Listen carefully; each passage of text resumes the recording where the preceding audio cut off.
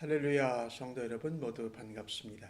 8월 19일 토요일 아침 하루를 시작하는 첫 찬송 549장 내 주여 뜻대로 찬송 올려드립니다.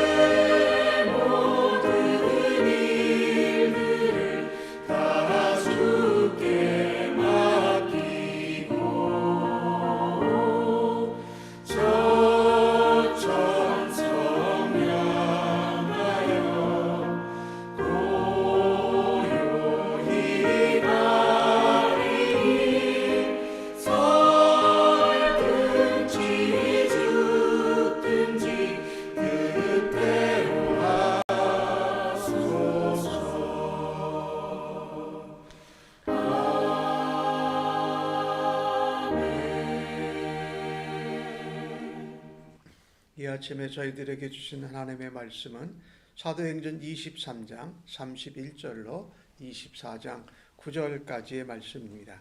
교독해서 하나님 말씀 받겠습니다. 보병이 명을 받은 대로 밤에 바울을 데리고 안디바드리에 이르러 이튿날 기병으로 바울을 호송하게 하고 영내로 돌아가니라.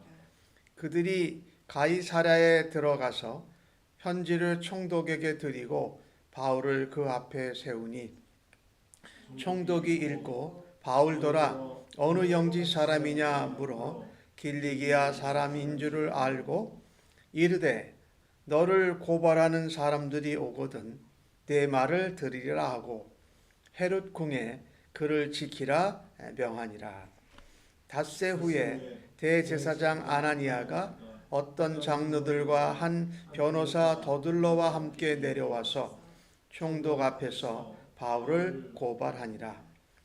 바울을 부르매 더둘러가 고발하여 이르되 벨릭스 각하여 우리가 당신을 힘입어 태평을 누리고 또 이 민족이 당신의 선견으로 말미암아 여러 가지로 개선된 것을 우리가 어느 모양이로나 어느 곳에서나 크게 감사하나이다. 당신을 더 괴롭게 아니하려 하여 우리가 대강 여짜옵나니 관용하여 들으시기를 원하나이다. 우리가 보니 이 사람은 전염병 같은 자라. 천하에 흩어진 유대인을 다 소요하게 하는 자요 나사렛 이단의 우두머리라. 그가 또 성전을 더럽게 하려 함으로 우리가 잡았사오니 당신이 친히 그를 신문하시면 우리가 고발하는 이 모든 일을 아실 수 있나이다 하니 유대인들도 이에 참가하여 이 말이 옳다 주장하니라. 아멘. 바울이 천부장의 루시아에 도움을 받은 거지요. 그가 바울이 로마 시민권자인 것을 듣고 나서는 정말 로마 시민권자를 대하지 극진하게 대접을 합니다. 그래서 그의 권한으로 보병 400명, 기병 70명을 동원해서 밤에 바울을 데리고 가이사랴로 행합니다. 안디바드리아에 이르러서는 보병 400명이죠. 창병과 보병 200명씩을 돌려보내고 이제 말을 탄 기병 70명이 바울을 호송해서 가이사랴, 이 총독의 관저가 있는 곳이죠. 그리고 이제 병사들 400명을 돌려보고 가이사랴로 들어갑니다. 가이사랴에 도착하자마자 총독에게 편지를 전합니다. 이 천부장이 또 이 바울을 대하는 것을 보면 상당히 극진하게 대접을 하죠. 바울이 거물급으로 대접을 합니다. 로마 시민을 보호하는 차원이기도 하고 이 천부장은 자기에게 맡은 일을 충실하게 감당하는 것이고 어쨌든 로마 총독이나 또 로마의 천부장은 어떤 유대인들 사이에 소동이나 소란이 일어나지 않는 것이 중요했고 또 로마 시민을 지키는 일이 중요했기 때문에 그렇습니다. 총독이 그 편지를 읽습니다. 그러면서 확인하는 것이 있어요. 자기 영지에 속한 사람인가 아닌가. 자기의 영지에 속한 사람에 대해서는 로마 시민을 보호하는 그런 권한을 발휘하는 것이죠. 물어봤더니 바울이 길리기아 다소 사람입니다. 그러니 이 총독 벨릭스의 영지 관할에 속하는 사람이니까 내가 고발하는 자들이 올 때까지 재판을 시작하지 않겠다. 그리고 그때서야 내 말을 들으리라고 하면서 헤롯 궁에 바울을 지키라고 말합니다. 이 헤롯 궁은 헤롯 왕이 로마 총독을 위해서 만든 관저예요. 그러니까 헤롯 궁이라고 표현을 하지만 총독이 거하는 관저지요. 이 총독 벨릭스는 편지에 근거하고 또 천부장처럼 이 바울을 헤롯 국에 거하게 합니다. 총독 관저에 거하게 하는 것이지요. 이것을 보면 바울이 지금 고발을 당한 입장의 사람인지 아니면 이 천부장과 총독 벨릭스를 통해서 아주 후하고 극진하게 대접을 받는 모습인지 우리가 볼 수가 있지요. 하나님께서 복음을 전하는 증거자 그리고 하나님이 맡겨주신 사명을 감당하는 자를 하나님이 책임져 주신다라는 것입니다. 두려워할 것도 없고 오히려 담대해라. 하나님께서 이 복음의 증거자, 이방인의 사도, 또 하나님 나라를 위해서 로마에까지 가는 것도 감당해야 되겠다고 말씀하신 그 하나님의 음성을 듣고 바울을 정말 하나님이 직접 천부장, 총독, 벨릭스까지 하나님이 사용하셔서 죄수의 신분이지만은 극진하게 대접하는 것을 볼 수가 있습니다. 23장 11절에 환상 중에 바울이 또 듣지요. 내가 예루살렘에서 증언한 것처럼 로마에서도 복음을, 하나님 나라를, 예수 그리스도의 부활을 증거해야 하리라 한 이 하나님의 약속의 말씀에 붙들린 바울, 그리고 하나님은 약속하신 대로 신실하게 그를 보호하시고 지키시고 죄수의 신분으로 푸대접을 받는 것이 아니라 오히려 마치 하나님의 사자 대사와 같이 극진하게 대접을 받는 것을 보게 됩니다. 우리가 복음을 증거하고 또 하나님 나라를 선포하고 예수 그리스도의 부활을 증거하는 자들로 살아갈 때에 담대할 수 있는 이유는 무엇일까요? 하나님이 약속하셨기 때문에, 하나님이 약속하신 대로 지키시고 보호하기 때문입니다. 하나님은 고난이나 결박이나 환난이나 핍박을 없애주겠다고 말씀하시지 않으셨습니다. 두려워하지 말고 담대하라고 말씀합니다. 그래서 고난이나 환난이나 박해를 없애주시는 것이 아니라 오히려 하나님의 약속을 붙들고 두려워하지 말고 담대할 때에 하나님이 지키시고 보호하시고 하나님이 책임지시는 것을 우리가 우리의 삶 속에서도 우리의 복음 증거하는 사명 가운데에도 체험할 수 있는 은혜가 넘치기를 간절히 바랍니다. 5일 뒤에 아나니아가 어떤 장로들과 함께 로마인 변호사지요 더들로를 데리고 총독에게 바울을 고발합니다. 아마 아나니아는 그랬을 것입니다. 이 총독이 로마 사람이니까 로마 변호사를 데려와서 말하자면 로마 말로 자세히 설명을 하면 더 설득력이 있고 그들이 고발한 것이 총독에게 잘 전달되어서 승리할 수 있을 거라고 생각을 했습니다. 이 더들로가 이 벨릭스에게 가서 하는 말이 3절에 나오지요. 우리가 로마 총독 이 벨릭스를 힘입어서 태평성대를 누리고 있습니다. 당신이 우리 민족을 향해서 선견을 가지고 있어서 여러 가지로 우리 민족을 개선하고 도와준 것이 많습니다. 어느 곳에 가든지 어떤 모양으로 보든지 우리가 감사합니다. 근데 이 말을 보면은요, 물론 잘 말하는 인사말이기도 하지만 아첨하는 것 같아요. 이 로마 총독 벨릭스에게 아첨해서 재판 결과를 자기들의 뜻대로 자기들의 원하는 대로 얻기 위한 시도인 것이지. 재판을 일단 고소를 했으면, 고발을 했으면 그 사정을 자세히 얘기해야 되는데 오늘 4절 말씀에 더들로는 그렇게 말합니다. 이 일로, 이 하찮은 일로 당신을 괴롭게 하려고 하는 마음이 없습니다.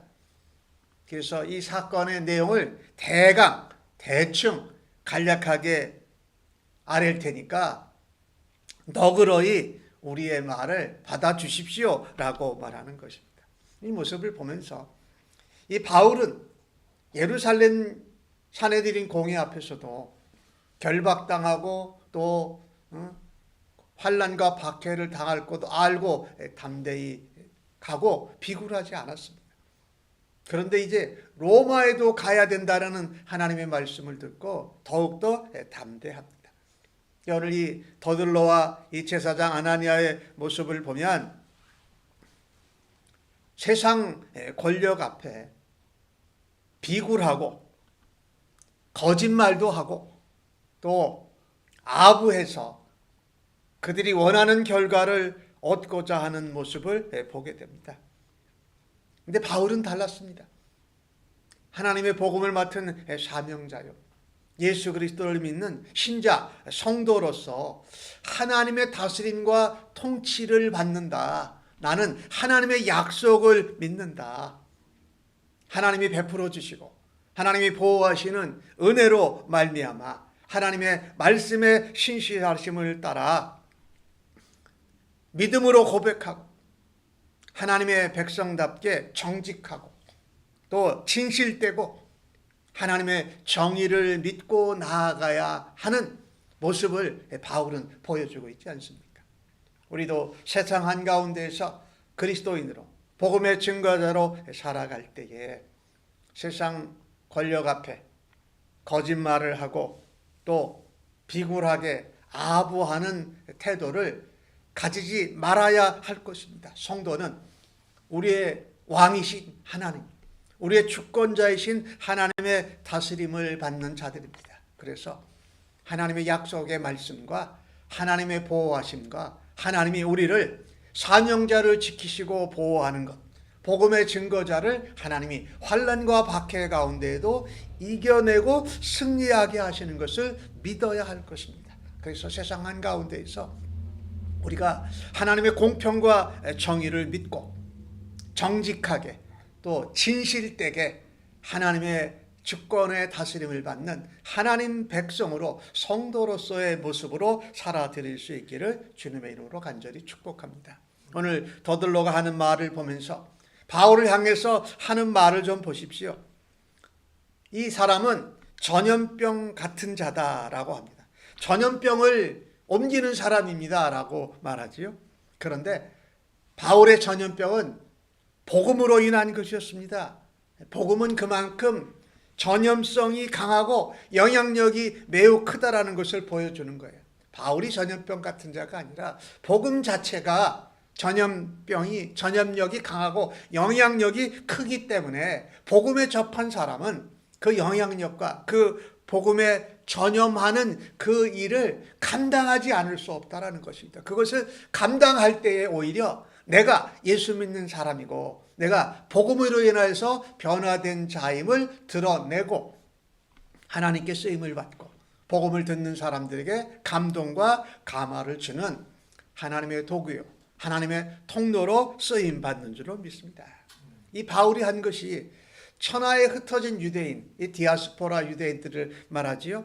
그들을 다 소동하게 소요하게 한 자다. 아니요, 바울은 소요하고 소동을 일으킨 것이 아니라 자기 민족 유대 백성들을 향하여서 그들이 믿는 아직도 메시아를 기다리고 있는 그들에게 예수가 그리스도요 하나님의 아들이요 부활의 소망을 우리에게 주신 부활의 주시다라는 것을 전한 것이죠. 소동을 한 것이 아니었다라는 것이죠. 그것을 듣고 유대인들이 소동하고 소란을 일으키고 바울을 죽이려고 아시아에서 40명씩 바울을 죽이기 전에는 우리가 죽지 않겠다라고 맹세하는 그런 소동을 일으킨 것이에요.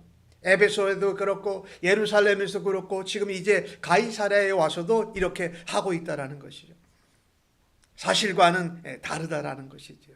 사실 복음은 사람을 죽이는 것이 아니라 복음은 사람을 살리는 것이죠. 오히려 죄에 묶이고 사망에 묶여 있는 이 땅에 죽은 사람들을 살리고 죄로부터 깨끗하고 순결하게 되는 약속, 좋은 소식을 전하는 게 바로 복음 아닙니까?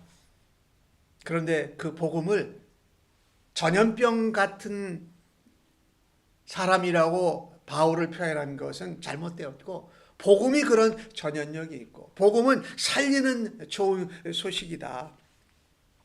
그리고 바울을 뭐라고 표현합니까? 나사렛 이단의 우두머리라. 아니요, 바울은 우두머리가 아니라 복음이신 예수 그리스도의 종이고 하나님의 종이고 복음의 증거자인 것이지요. 우두머리는 하나님이시고 우두머리는 바로 예수 그리스도예요. 바울은 그 일에 겸손한 종으로 감당할 수 없는 은혜를 나누는 복음의 증거자로 쓰임을 받은 것이지요. 짧게 얘기한 더들로의 변론에는 아첨하고 아부하고 거짓되고 또 비굴하게 하는 것이 나타나면서 동시에 복음이 뭔지 바울이 어떤 자리에 있는지 그것을 전혀 알지 못하고 있다라는 것입니다. 거기다가 거짓말까지 또 추가하지요. 바울이 성전을 더럽혔다. 성전 모독죄를 뒤집어 씌우지요. 이 바울이 그 헬라에서 온 청년 하나를 길거리에 같이 갔는데 마치 성전의 이방인의 뜰을 넘어서 이스라엘의 뜰에 들어간 것 같이 성전을 더럽혔다라고 실제 하지도 않은 것을 거짓으로 죄목을 추가하지요. 그러면서 이 더들로가 말합니다. 바울을 친히 신문하면 우리가 고발한 모든 것이 사실일 것을 알 수 있습니다 라고 합니다. 그리고 함께 온 유대인들도 이 더들로 이 변호사의 말이 맞다라고 거듭니다. 그런데 우리 이 본문을 보면서 아무리 복음 증거를 막고 복음 전파자를 모함하고 박해하더라도 복음의 생명력, 복음의 영향력, 복음이 전염되어져 전파되어져 가는 것을 막을 수 없다라는 것을 보게 됩니다. 그래서 우리는 이 땅에서 예수 믿고 복음의 증거자, 복음의 전파자로 살아갈 때에 어떠한 모험과 박해와 환난과 결박의 가운데에도 하나님이 우리에게 주신 약속의 말씀을 붙들고 진실되게 그리고 공평하고 정의롭게 복음을 증거하는 믿음에 굳게 설 수 있기를 주님의 이름으로 간절히 축복합니다. 아멘. 기도하겠습니다. 하나님, 오늘도 주신 말씀을 통해서 우리가 도전과 감동을 받습니다. 아무리 복음을 막으려고 하고 복음 증거자를 모함하고 환난과 박해를 쏟아 부어도 복음으로 인한 영향력, 복음으로 인한 생명력, 복음의 향기를 막을 수 없음을 믿습니다. 또한 하나님께서 그 복음 증거자, 복음의 삶을 살아내는 자를 하나님께서 지키시고 보호하시고 마치 귀한 사람들처럼 대접하시는 것을 보고 우리가 은혜와 하나님의 신실한 약속을 붙들고 믿음 위에 굳게 세워주시니 감사합니다. 오늘 하루도 그같이 주 앞에 살아드려서 하나님께는 영광이요 복음을 듣는 사람들에게는 생명을 전하고 저들에게 감동을 나타내는 그리스도의 향기로 살아드릴 때에 하나님 기뻐 받아 주실 줄로 믿습니다. 예수님의 이름으로 기도하옵나이다. 아멘.